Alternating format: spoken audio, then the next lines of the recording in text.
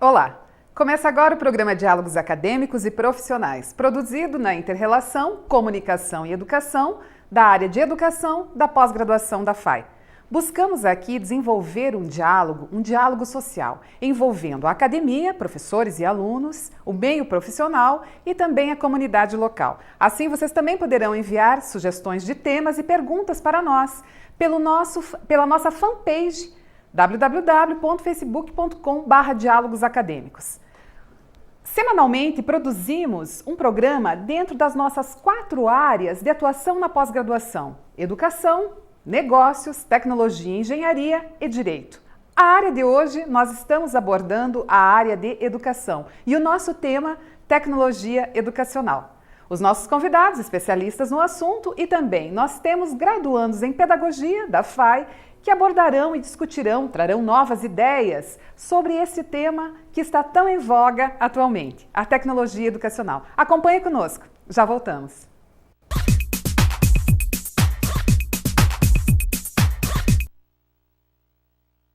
O maior patrimônio de uma nação é seu povo, e o maior patrimônio de um povo é a educação que ele recebe e que transforma em progresso. É por isso que todo educador assume um papel-chave, e ele começa não na tarefa de educar, mas sim na de aprender com os melhores profissionais, atualizando-se e fazendo uma especialização com quem há mais de um século trabalha na arte de ensinar com qualidade.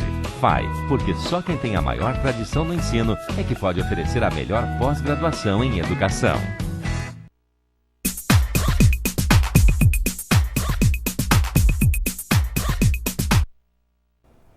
Iniciando o programa Diálogos Acadêmicos e Profissionais de hoje, a área de educação e o tema tecnologia educacional. Estamos na 47ª edição do programa. Temos então conosco aqui no estúdio o professor Carlos. Bem-vindo ao programa, professor Carlos. Obrigado.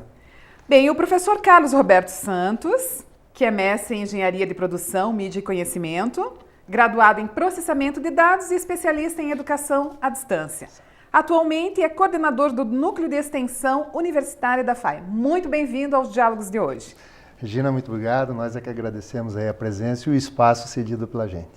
Ora, satisfação é toda nossa. Ao lado do professor Carlos, nós temos a professora Andréia dos Santos Rodrigues. Obrigada pelo retorno ao programa de hoje.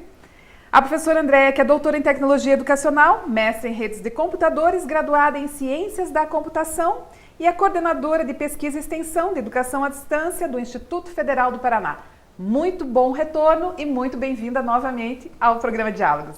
Muito obrigada, Regina, pelo convite. Em nome do Instituto Federal do Paraná, agradecemos a participação nesse programa que é maravilhoso e tem uma excelente repercussão no meio acadêmico. Obrigada mais uma vez pela participação. Bem, então vamos começando o nosso Diálogos de hoje. E eu gostaria que a professora Andréia falasse para nós, fizesse um apanhado, uma abordagem geral sobre a tecnologia na sociedade. Então, o que vem ser as tecnologias, a tecnologia como um todo na sociedade? Por quê? Nós temos aquela impressão, né, o senso comum, de que tecnologias nós precisamos necessariamente da energia para fazer funcionar. Mas a tecnologia não quer dizer apenas que precisamos estar conectados com a energia. E como essa tecnologia veio se desenvolvendo até hoje? Bom, a tecnologia educacional ela pode ser considerada qualquer ferramenta que nós podemos utilizar para melhorar ou para reproduzir a educação de alguma forma. Então, desde o quadro negro, a antiga máquina datilográfica, nós poderíamos chamar como uma tecnologia educacional. Normalmente as pessoas imaginam tecnologia educacional, lembram computador, internet, mas não é só isso. Então, no momento que eu crio um jogo educacional, não somente um jogo eletrônico, eu estou criando uma tecnologia educacional de forma a trazer de uma forma mais atrativa para os meus alunos o ensino de alguma matéria ou o complemento de ensino de alguma matéria. Simuladores também são bastante utilizados na área educacional. Imagine, por exemplo, um piloto, ele vai pegar um avião de primeira vez? Não, ele vai simular uma série de situações, não só, por exemplo, na área da aeronáutica, como também na área da saúde. Muitos estudantes começam com um boneco, tá aplicando injeções no boneco, fazendo massagem cardíaca no boneco. Ele não necessita de energia, não é informatizado, não necessariamente informatizado, mas eu tenho lá uma tecnologia que vai me dar confiança e melhorar o meu aprendizado. Imagina o professor Carlos começou a se sentir mal aqui, o que eu posso fazer? Eu aprendi não só na teoria, nas minhas aulas expositivas, a como fazer uma massagem cardíaca, mas eu treinei no boneco, com corpo, com peso, com a mesma dimensão de um ser humano. Se o professor Carlos começa a passar mal, eu vou lá e vou dar atendimento ao professor Carlos em relação a isso. Porque eu me sinto mais segura. Então, a tecnologia educacional, ela vem como um complemento da educação convencional, onde, além do livro, do caderno, que também são tecnologias, eu também posso ter outros instrumentos que vão me auxiliar, não só no interesse, na motivação do aluno, mas em criar situações reais ou mais próximas do real, para que esse aluno possa ter uma aprendizagem mais completa. Certo. Professor Carlos, a professora Andréia passou para nós, então, as tecnologias principalmente aplicadas à educação, né, nesse nosso dia a dia educacional. Nas instituições de ensino, seja no ensino básico, no fundamental e médio, na graduação, pós-graduação. Mas eu também gostaria que você abordasse um pouquinho para nós sobre o início da tecnologia e, brevemente, o histórico da tecnologia até os dias de hoje. Na verdade, a tecnologia educacional, bem como a Andréia comentou, ela precede, inclusive, de outras tecnologias. O homem, desde os primórdios, ele se lançou mão de ferramentas para poder controlar, poder contar, para poder gerenciar a sua vida de uma forma geral. Então, lá atrás, lá no passado, tanto que cálculo vem do latim cálculos, que significa pedra. Pedra, literalmente, é pedra. E o que eles faziam com as pedras? Eles contavam os seus objetos, o seu rebanho, e com o aprimoramento, ou então com o aumento do seu rebanho, por exemplo, das ovelhas, as ovelhas, os bois que eles contavam, cada pedrinha equivalia então a um animal desse, e eles iam guardando no seu saquinho. Só que com o aumento do rebanho, o saco começou a ficar pesado. Então ele teve que trocar esse saco, ou então contabilizar em termos assim, a cada 10 pedrinhas uma pedra maior. Por que 10 pedrinhas? Justamente porque temos 10 dedos na mão. Então, desde os primórdios, o homem se utilizou de ferramentas, não só para a questão de tecnologias educacionais, mas para o próprio viver dele. Tanto que nós ouvimos falar, vocês já devem ter visto também, a questão da arte rupestre, né? Que são aquelas imagens nas cavernas, onde normalmente se retrata o quê? O dia a dia do homem primitivo, aquele dia a dia de como é que eles faziam para que sobrevivessem a um período de intempéries, porque o homem não era predador, o homem era presa. E como fazer isso para passar para as suas gerações de forma que ele possa, então, subsistir? Porque, nesta época, o homem tinha uma sensibilidade muito grande. Ele poderia até sucumbir como sucumbiu o Neandertal e sobreviveu o Homo sapiens. Então, os registros na caverna indicavam isso já. Era uma tecnologia, né, de deixar registrado para os futuros, para os seus descendentes, a forma como se vivencia o dia a dia. Evoluindo bastante, vamos dar um salto significativo aí, lá para os idos de 1750, né, quando uma grande tecnologia, e se dizem que foi a primeira revolução, que foi o invento da máquina a vapor, onde o homem conseguiu construir, então, não só barcos a vapor, mas também estradas de ferro com os seus trens, para poder se locomover a grandes distâncias. Porque até então, a idade medieval, né, André? Era só regionalizado as questões das culturas, e com isso ele conseguiu avançar. Seria considerada a primeira grande revolução. A segunda grande revolução foi aquilo que nós estávamos discutindo um pouquinho antes de entrarmos aqui no estúdio, a questão da eletricidade. Tira a eletricidade hoje para ver o que acontece. Em 2, 3 dias você tem, vamos dizer assim, está instaurado aí um caos generalizado, porque dependemos muito da energia. E a terceira grande revolução, não é que a gente estuda a informática, a gente sabe muito bem disso, que veio a grande máquina, que hoje ela é disseminada pelo planeta todo, que foi o invento do computador, que é a nossa Constituição. É a Constituição do ser humano, só que sistematizada em componentes eletrônicos. E de 1945, que foi a fabricação do ENIAC, o primeiro computador considerado essa máquina inteligente, até os dias de hoje, aí, em pouco mais de 50 anos, temos grandes evoluções. E hoje se confunde muito o uso do computador com tecnologia. E, na verdade, se você for ver, traduzir o que é tecnologia, o homem primitivo já se utilizava. Certo. Então, as pinturas rupestres seriam o Facebook da antiguidade? Seria o Facebook da antiguidade. Embora haja, até hoje, um certo receio e distanciamento por parte de alguns com relação às tecnologias. Mas aí também há uma confusão entre os conceitos de tecnologia. Ainda coloca-se ou ainda entende-se a tecnologia como sendo uma tecnologia que necessariamente necessita da energia. E não tem esta visão mais ampliada, esse conceito, esse entendimento mais ampliado de tecnologia, na realidade, existe há muito tempo, né? Há muito tempo. Desde a evolução, na verdade, e novas descobertas pela humanidade. Perfeito, bem colocado. A tecnologia não significa dizer um momento atual, né? Então, nessa narrativa do homem primitivo de trazendo novos instrumentos, o que é, na verdade, a tecnologia? É algo que nos auxilia, abrevia aquele esforço humano, né?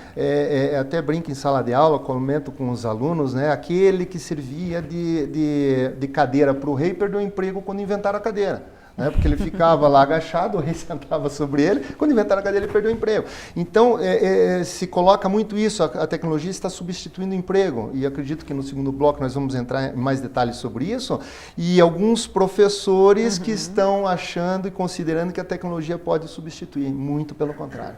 Demanda do professor hoje muito mais do que antigamente, mesmo com o uso das tecnologias. Certo. Até porque esta colocação da tecnologia como mais um dos recursos pedagógicos, ainda também não se tem com clareza como se poderia utilizar as tecnologias de uma forma que viesse favorecer, né? Que viesse ao encontro das práticas pedagógicas dos professores. Eu vou dar até algum exemplo de uma tecnologia educacional que é muito antiga, mas é até usado nos dias de hoje. O ábaco, ou para aquelas continhas que nós compramos quando somos crianças. Nos países orientais, eles são proibidos de usar calculadoras e informática na sala de aula para as contas, porque o mais importante naquele momento é o raciocínio lógico, elaborar contas complexas, mas de forma rápida. Aquele aparelhozinho, o ábaco ou o soroban, como também é conhecido, no momento que você consegue organizar o teu conhecimento, o teu pensamento, você vai fazer cálculo, ele vai te auxiliar, mas sem tirar o teu raciocínio lógico. Então é muito interessante o uso desse instrumento, que não leva energia, necessita que você conheça as operações e as regras, mas por outro lado você consegue ter uma prática muito grande com aquele instrumento. Hoje, basicamente, nós utilizamos para crianças pequenas, na fase pré-escolar, ou pessoas com deficiência visual utilizam o soroban como um instrumento para realizar cálculos. Mas um exemplo perfeito de uma tecnologia educacional antiga e que, se bem utilizada nos dias de hoje, vai aumentar muito o nosso raciocínio lógico, principalmente da parte matemática. Gente, quantas vezes chegamos numa loja, a calculadora acabou a pilha, a pessoa não consegue fazer o cálculo de uma conta simples que deveria operar. Certo. Então, a professora Andréia cita nesse momento para nós a utilização de uma tecnologia como o ábaco, né? E que ainda é possível de ser utilizada nos dias atuais em sala de aula, no momento em que a criança está iniciando as operações matemáticas, e é possível principalmente com os deficientes visuais, conforme a professora Andréia citou. Pois muito bem, nas práticas docentes como um todo, eu gostaria que os professores colocassem um pouquinho para nós como entram essas tecnologias, mas como entram até, no caso, as tecnologias como a professora Andréia estava apontando, né? E eu estava lembrando aqui, enquanto a professora Andréia colocava o ábaco, o flanelógrafo. Não sei se ainda está sendo utilizado nas séries iniciais, mas quando eu estava nas séries iniciais, se usava o flanelógrafo para alfabetizar e também para as operações matemáticas. Então, fazendo aqui uma retrospectiva, o flanelógrafo é realmente uma flanela grande, cheia de pequenos bolsinhos, que era então anexada ao quadro negro, e a partir dali a professora das séries iniciais, a alfabetizadora, colocava os palitinhos de sorvete com números colados, bem coloridos para chamar a atenção, e naquele momento iniciava-se então as operações matemáticas, e da mesma forma se dava o início das primeiras letras e sílabas que eram agregadas no mesmo bolsinho, formando as primeiras sílabas das palavras. É um flanelógrafo, é uma tecnologia Bem, se era tão funcional ou não, nós não sabemos dizer. Porém, era uma tecnologia utilizada em sala de aula. Então, para alguns projetos, não necessariamente precisa se utilizar a tecnologia de ponta, ligada, plugada na tomada. É isso, professores? É isso mesmo. A revista Nova Escola, ela sempre tem relatos de experiências e normalmente não são de escolas com grandes verbas. Professores que tentam descobrir outras tecnologias educacionais para motivar, incentivar e melhorar a qualificação dos seus alunos. E normalmente são regiões de periferia, regiões de sertão, então eles não têm a ferramenta, muitas vezes não têm sequer energia elétrica, sequer computador. O que eu vou fazer? Só o giz, o quadro, o caderno e lápis não é o suficiente. E eles criam tecnologias educacionais, criam jogos, criam atividades, aproveitam os recursos locais que têm para criar esses exemplos. Então, essa revista é muito interessante para quem trabalha na área educacional. Anualmente, eles premiam as melhores ideias, as melhores iniciativas e normalmente não são das grandes capitais. São dos pequenos lugares, são dos pequenos localidades remotas do país em que aquele excelente profissional ele teve que ter ideias inovadoras para que ele possa transformar a realidade dos seus alunos. Isso também é tecnologia educacional. Então imaginem, lá no sertão do Nordeste, onde você não tem nem água, não vou nem falar em energia elétrica, Sim. Muitas vezes não tem água, falta comida, mas a escola está lá, o professor está presente. O que eu vou fazer? Eu não recebo o livro, eu não recebo o sinal da internet. Como que eu vou educar aqueles meus alunos com os recursos que eu tenho? Então, é nesses momentos que surgem as melhores tecnologias, que são tecnologias que podem ser utilizadas por todos, independente de recurso, porque são recursos escassos, vêm da criatividade que o brasileiro tem de melhor. Então, seria colocando a tecnologia dentro do projeto que nós necessitamos para aquele momento, que não quer dizer necessariamente a tecnologia de ponta. Perfeito. E bem como a Andréa colocou, a tecnologia não necessariamente é algo de ponta, como você também acaba de comentar, mas e sim regionalizado. Então, hoje o país carece de professores, é uma demanda muito grande, principalmente no Nordeste.